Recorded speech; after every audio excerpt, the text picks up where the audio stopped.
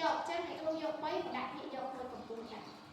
ប៉ុន្តែ6នេះជាតម្លៃធៀបចំណែក3នេះជាតម្លៃប្រកបcòn ហាដល់ពេល20របស់អ្នកគេ បណ្ដោយ របស់បានដល់តែបណ្ដោយយើងដឹងអត់ទេហើយគេកំពុងតែសួររក ចឹងអ្នកគ្រូដាក់ឲ្យ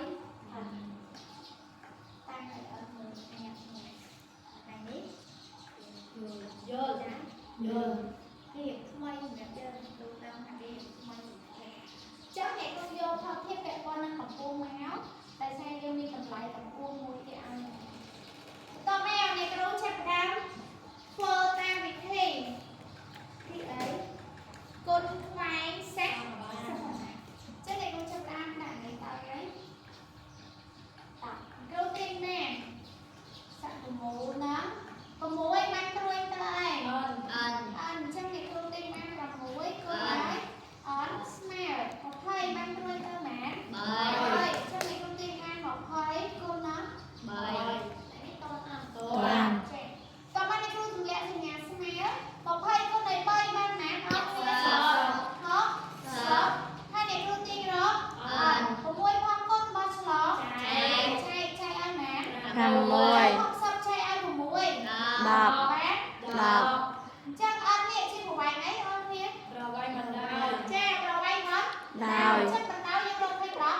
ម៉ែ តើមានសំណុំខគេរកអីខរកប្រវែងតូតឹងបន្ទប់ចា រកប្រវែងតូតឹងបន្ទប់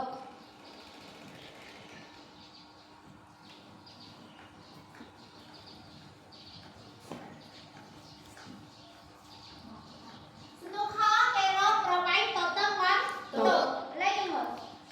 ពាក់ព័ន្ធនឹងតូតឹងយើងយកផាត់ធៀបទី1ឬក៏ទី2មកទី1ចាទី1ចាអ្នកគ្រូយក8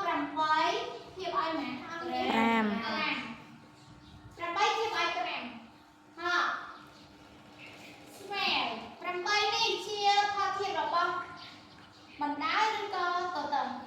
បណ្ដោយចាបណ្ដោយ ចាបណ្ដោយអញ្ចឹងបណ្ដោយយើងរកឃើញនៅសំណួរកអត់ ឃើញ ឃើញប៉ុន្មាន10ចាឃើញ10ម៉ែ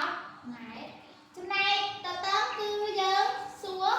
រកតែសួររកចឹងយើងទៅរកចឹងអ្នកគ្រូតាំងឲ្យអ្នកគ្រូតាំងអននេះកុំឲ្យជាប់គ្នាអានេះអ្នកគ្រូតាំងឲ្យអេអញ្ចឹងតាំងអក្សរអីក៏បានតើមែនអ្នកគ្រូគូខ្វែងសាក់ម៉ាបានចឹងសំ9ណា8បានព្រួយទៅណែហេចឹងអ្នកគ្រូទីបាន8គុណណាស្មើ5បានព្រួយទៅណែចឹងអ្នកគ្រូទីបាន5គុណណា10 5គុណ10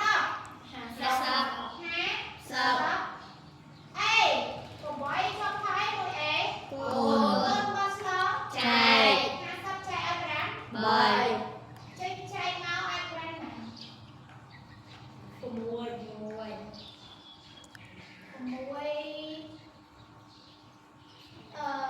ទៅជាងមែនទេ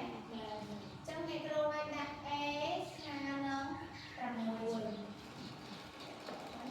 6តាន់